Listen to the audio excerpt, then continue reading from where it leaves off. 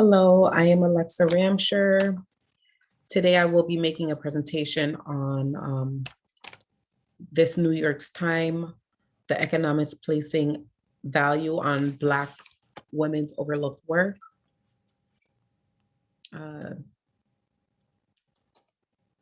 I will be making this presentation for my SOP 3742 class, which is Psychology of Women. I am a Florida International University student for the spring of 2021.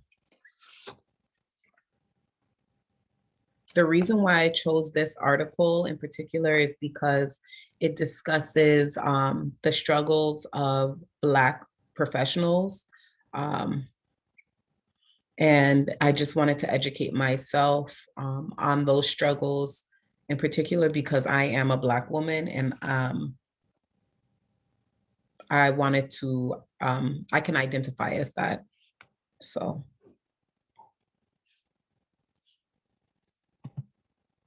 Let's just go into the article summary. This article was written by Isha Nilsson. She is a reporter based in London, and she writes about companies and the economy and finance. This article, Isha Nilsson interviewed Dr. Nina Banks, where she discussed her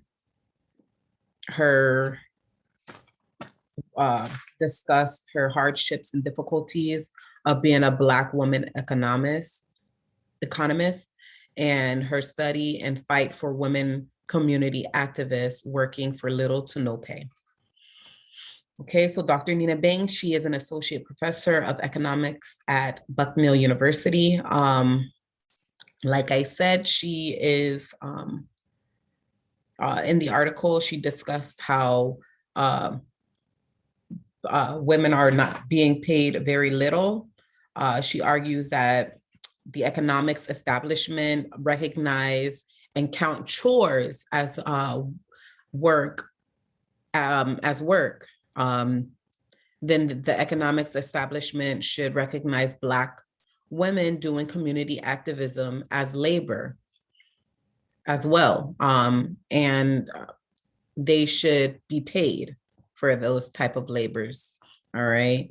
So she believes that, you know, if women are being paid for chores, doing laundry and things like that, then women going out and doing things for their community and trying to uplift their community and working, you know, feeding the homeless or going out and doing rallies for the community to bring the community together, then they should be paid too for their time. And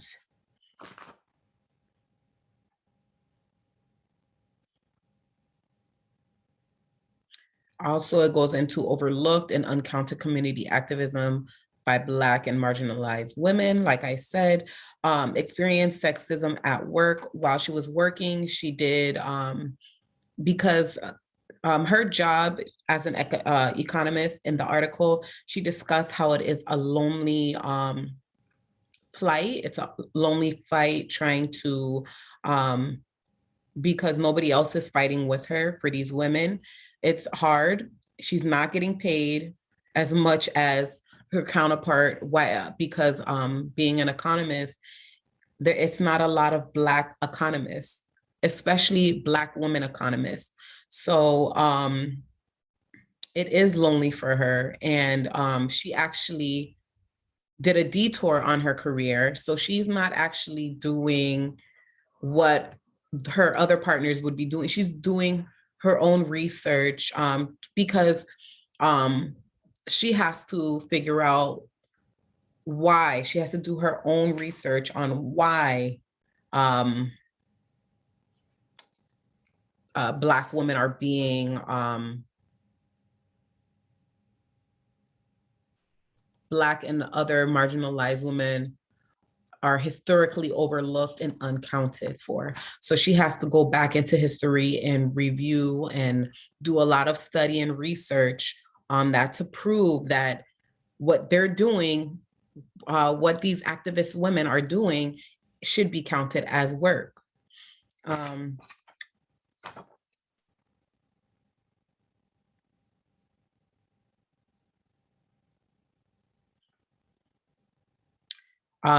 It says right here, to figure out why it is historically overlooked, she has to uncover history and prove it.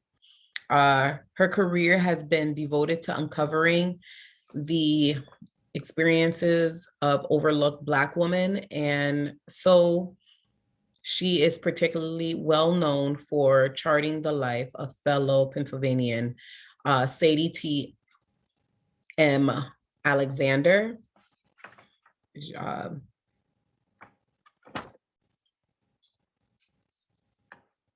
Okay.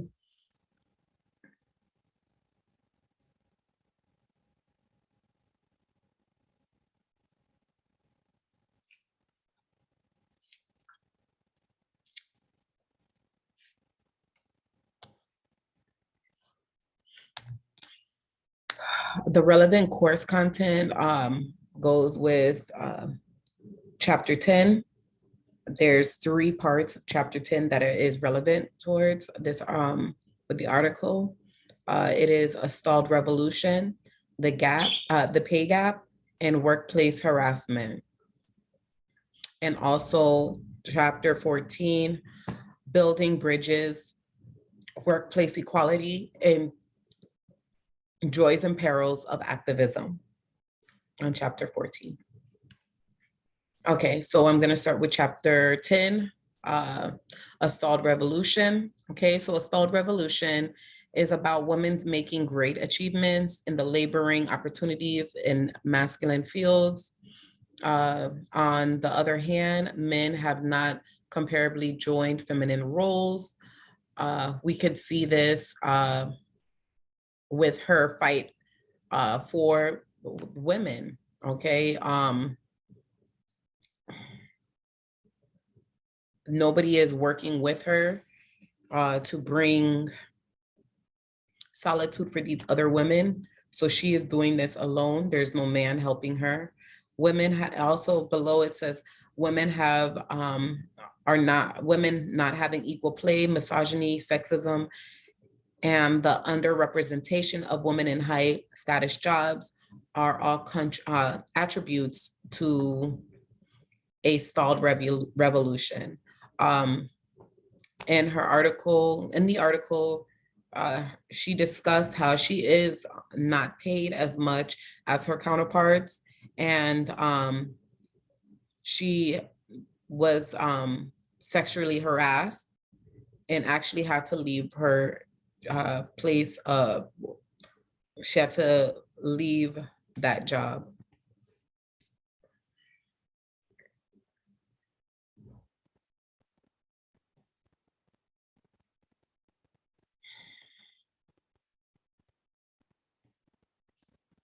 Okay, so this brings us into the pay gap.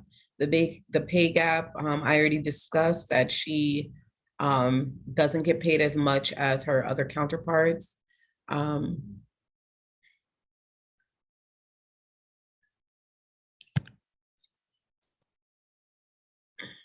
Okay, and the pay gap discusses how the pay gap is when women are paid less than men, when they are equal, when they have equal experience and or education. Women earn less than men across racially ethnic groups. Women also earn less than men sharing their racial ethnic, earn less than men sharing their racial ethnic identity. Black and Latina ex-women are particularly disadvantaged in terms of earning compared to those of white men. So, and also Black men as well, we would be getting paid less, okay? And she discussed that in the article, how she's getting paid less than her other counterparts. Workplace harassment. Workplace harassment is a hostile work environment, which occurs when the atmosphere at the workplace is hostile. intimidating, and or offensive. Examples of hostile work environments include sexual comments and jokes, comments about the woman's body, and clothing, unwanted touching, and or sexual advances. She discussed how when she was working for the government as an economist, um, she experienced that, and she actually left that place and started working on something totally different because of that. That kind of pushed her away from that type of environment, and she went to somewhere else to work, and that's when she got into trying to prove the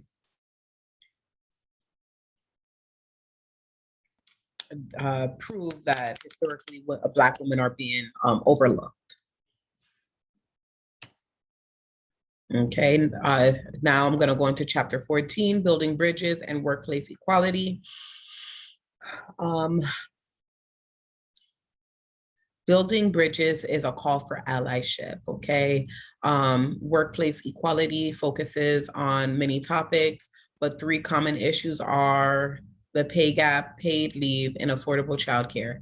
Much of these has been on passing legislations and local and national levels to address these ongoing and longstanding concerns. In the article, she is building bridges, which she probably doesn't even notice, but she's doing a lot for other people. She is coming across, reaching out a hand to help her fellow professional women, activist women, trying to get them recognized and getting them recognition and getting paid for their labor for being active activists. Okay, joys and perils of activism. Activism often starts out of necessity. A person might feel threatened. Activism becomes a way to channel anger into action and transform helplessness and advocate by voicing your concerns through petitioning and campaigning for behalf of someone else. So Dr. Nina Banks has become an activist for these activist women because she is speaking up.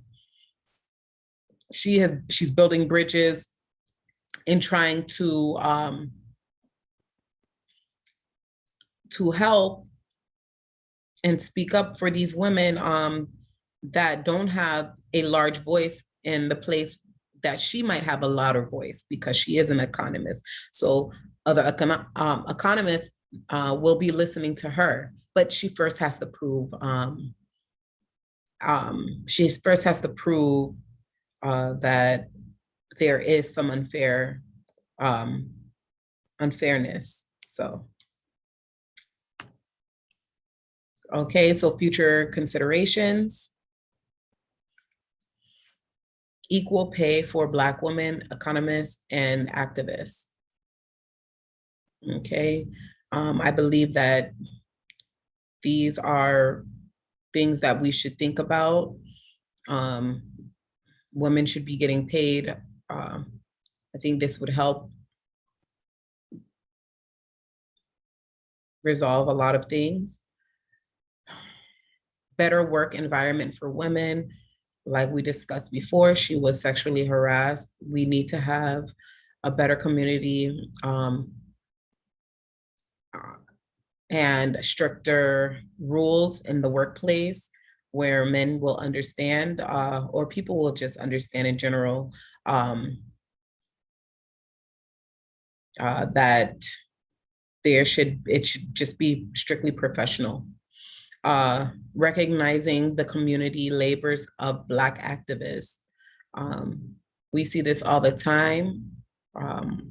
Our people going out and raising awareness. When you see them, they're not getting paid. And I think that is very important,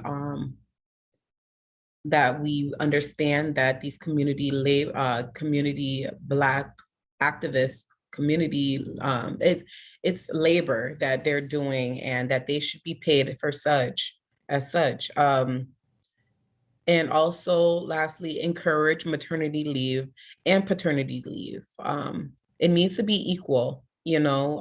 I think that if we start with that, you know, letting men recognize that they're as important as women in the household, then I think that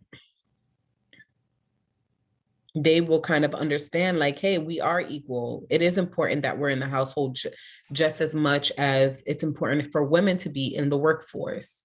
So, yes. So thank you for listening and watching. I hope I did kind of well. I'm super nervous, but thank you.